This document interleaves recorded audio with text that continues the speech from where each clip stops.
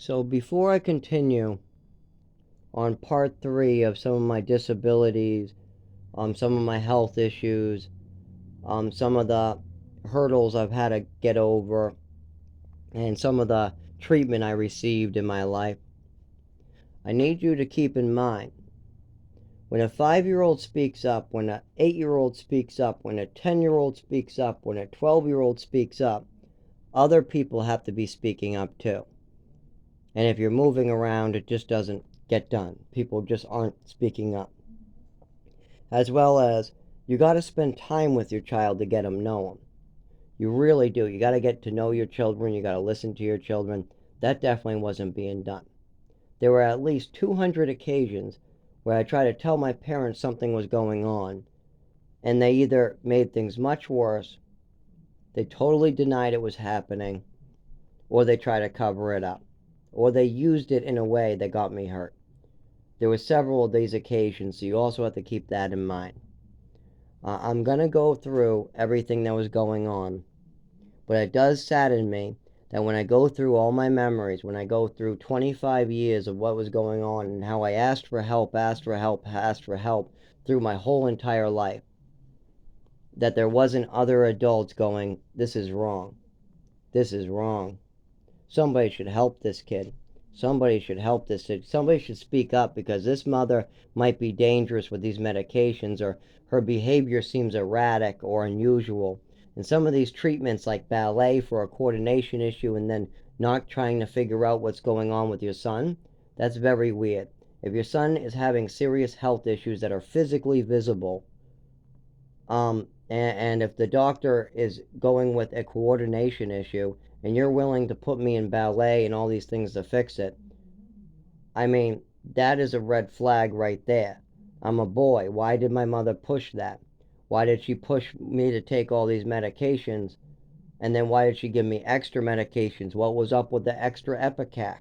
Why would somebody give extra? I don't have the problem with being given Epicac. It's the extra. You never give a child extra of anything. And if she's willing to give me extra Epicac as a punishment, I know for fact, me and God know for a fact, that I was being drugged as well with other medications. I was being given way too much. I was drowsy in the mornings. I was passing out on buses. I was having all different types of medical issues. Now, we're going to go into that on probably part 4 and 5 and 6 and 7 and 8. That's at, later in life. But this next one is going to be most likely mentioned on this next video, because we're left off at age 5. I was in the orphanage. You got to remember that. I'm getting the beginning of my life. I'm going in all these foster homes. I'm getting to walk on stilts and try to learn how to use stilts. I'm getting, the best behaved kid award for the month. I'm getting to go Lego shopping. I got to meet the Pope. The Pope came to visit this orphanage, and I got to meet him, and he held me, and he did a prayer for me. And so there's a lot of cool things going on, but I'm also being started on like 2 medications, and it's not really causing issues too much at this point, but it can if things go downhill with them, like the wrong people become in charge of medications. As well as, we have no diagnosis of anything harming me. I have no feeling in my back. I'm able to move my body, climb on ladders. Like, for instance, I slept on the second bunk in that orphanage. I was on the second bunk. And I used to be able to swing, climb pretty well. Even growing up, I wanted to get that level of connection with my nervous system back. For years, I wanted it back. But I had no clue what was going on with me. All I knew was that warm weather gave it back to me and cold weather took it away. But anyways, we're going to do chapter 3, and then we're going to pause, and we're doing chapter 4, 5, 6, 7, and 8 separately. But we're at 5 years old. I now get to meet a family in Westford. Supposed to be a very nice family. They have a very big farmhouse with a big yard, with bees and flowers. I mean, it's pretty good. Now, my mother, she's kind of not paying much attention. I'm playing outside, and she's just watching me from the window. She's not quite doing very much with me. As well as when my biological mother comes to visit me, my adopted mother seems to be giving her attitude, kind of being very aggressive with her in the way she's speaking to her. I don't know what that's about at that age. I just know I'm getting given a candy eyeball and I'm seeing my biological mother. But my adopted mother was kind of acting unstable even then. And this is the funny part. This is where things go not funny, but weird, unusual, hurtful, dangerous. This is where things go bad. So I'm supposed to be watching a movie with my mother and father. This is after I've already met them a little bit and I'm spending more time with this family. There's also a African American girl and there's a African American boy staying there with me. So they have 3 foster kids. Now one night the foster kids aren't there. No, none of the other foster kids, just me. We go to get a movie. It's Batman Mr. Freeze. It goes in the VCR. I'm sitting in the middle of the carpet. My mother's sitting on the right. My father's sitting on the left. He's in like some armchair or wider armchair. And my mother is on a long 3-person or 4-person couch. And the TV's directly in front of me in between. Now, the movie gets started, and I'm sitting there. Now, before the movie got started, I was given medication. And I was always told, you take the medication when you're told. You don't get to say no. I don't get to say no. If I say no, I'm held down, and it's forced on me. That's the rules. You take your medication, and that's it. And before this, I never had a problem with the medication. Just somebody giving me a double dose. That's it. I didn't really want the medication either, but it wasn't much I could do about it. After they gave me that double dose, I was afraid to say no. So anyways, my mother now is trying to give me some medication in the hallway. So I go, okay. I take the medication, I take a sip. Now keep in mind, in this place in Westford, there was many witnesses that saw me take these handfuls of medication. Sometimes I used to take it dry, too. Actually, I remember most of the time taking these medications with no water. I would just swallow them with a loogie or something. I would just swallow the pills. But this time it was different. This time I sit down for the movie. I get to the beginning credits or the beginning of the movie. But then my vision starts going like fuzzy and going up and down like I'm drunk. And my vision goes in and out and I can't see. Then I try to turn to my mother. And I try to ask for help because this is scary. And I scream for help and I'm asking, help me, help me. I can't make out any sentences. I'm going, oh, no, making no sense. I can't make words. Something's happening to me. At this point, my mother starts talking about how she sees drunks and different people at the hospital who are on drugs that seem like this. And she thinks that it's a drug overdose or something to do with drugs, or she sees people in the hospital. And I could overhear that. I also had conversations later in life about this, but I was able to remember that much.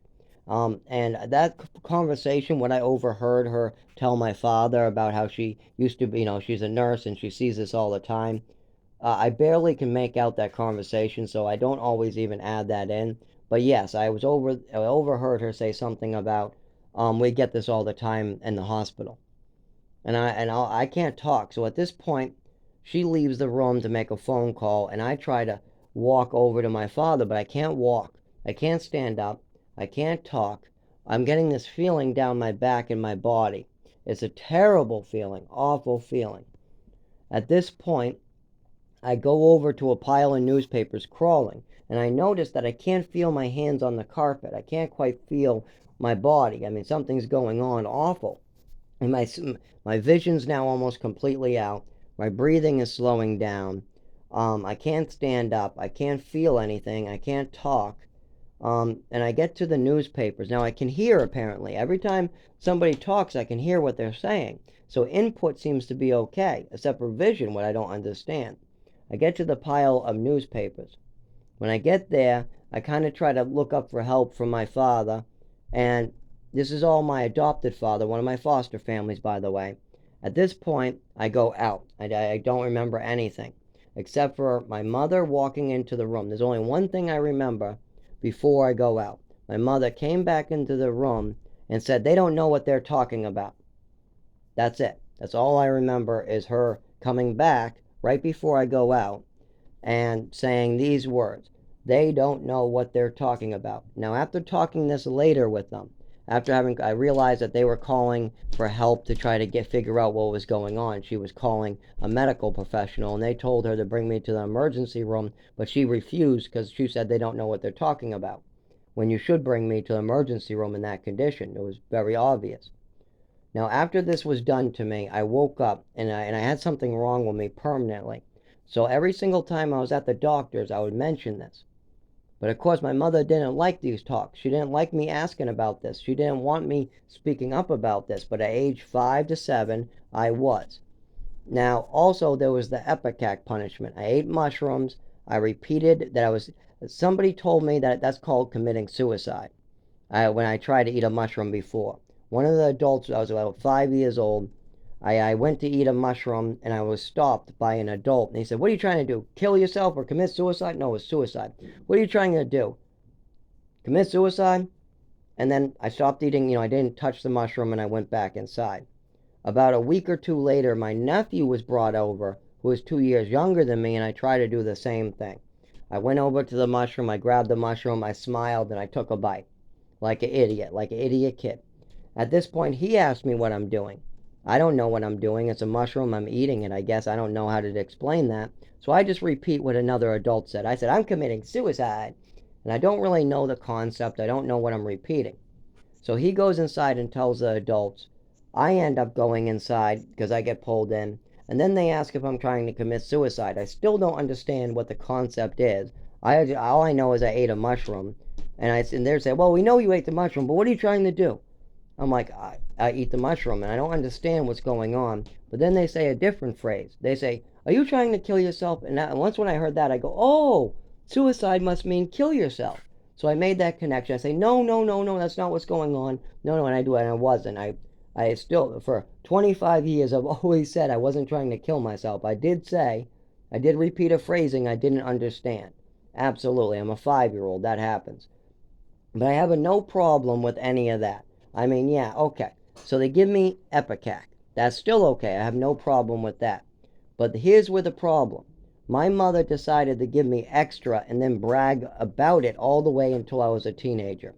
She continued to admit that she gave me extra, and I got her to admit it in front of other witnesses several times. She gave me extra. Now, why did she give me the extra? As a punishment. She also admitted this. She gave me extra Ipecac, not just the regular dose to try to get me to vomit. No. She also gave me extra Ipecac as a punishment. And how much extra did she give me?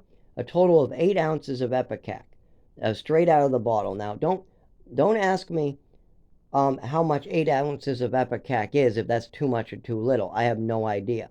But the fact that she said, "I'm giving you extra," then she admitted to giving me extra. The cup had extra, way more than you're ever supposed to be taking because it's almost a full bottle. As well as she bragged about this later continuously. Well, that's a problem. You can't be giving extra medication to your child. So now we're at age 7. I've now been given a double dose by my orphanage. I've now been given an overdose by my mother, and she did not call an ambulance. I've now been given extra Ipecac as a punishment on top of the normal Ipecac that you're supposed to be giving him. So all this is going on, as well as my mother's pushing now to have me drugged and have more medications put into my body. As well as there's many other little things that's going on with my mother. She's acting hateful. She's also trying to treat me like an animal or a dog. A lot of the family is noticing this talk where I'm no better than a dog, or you should act like a dog, or you're my pet, I can do what I want. I'm the queen, you do what I say. Don't talk about that. Don't talk about that night. Don't talk about it. It was an allergy. At the doctor, she called it an allergy. Later, she called it a coordination issue. Then later, when it happened at fireworks, they just called it a sound issue. It's all the same night. So we're going to stop there. That's part 3. Remember, part 3, I'm only 7 years old, and the drugs are already becoming involved. We already have 3 really dangerous events that have already happened to me, and I'm only 7 years old, and these were out of my control. The one in the St. Anne's, or the whatever place I was, that one, out of my control, is given a double dose of medication. All because some kid put ketchup in my orange juice and lied. And they could have easily caught that and saved my health. Second, I was given an overdose of medication and I never woke up the same. I had some neurological disorder down my spine that slowly progressed still to this day. Third, then I was given a whole 8 ounces of Ipecac in a cup as a punishment, extra Ipecac as a punishment. We're talking about the extra. I was given extra Ipecac as a punishment. And we're not even about the times where she admits this. I mean, through age 10 to like 16, I get her to admit this in front of witnesses a couple times, that she gave me extra medication. And this behavior continues. So we'll stop here at age 7. At age 7, we got 3 medical events that are serious, as well as I have a biological mother who's now, she has her own issues to deal with, so I've been put with an adopted mother, as well as an adopted father. Remember, my real father never met me. He was a deadbeat. He had sex with an underage girl. That's not okay. He went to prison for it, is what I've been told.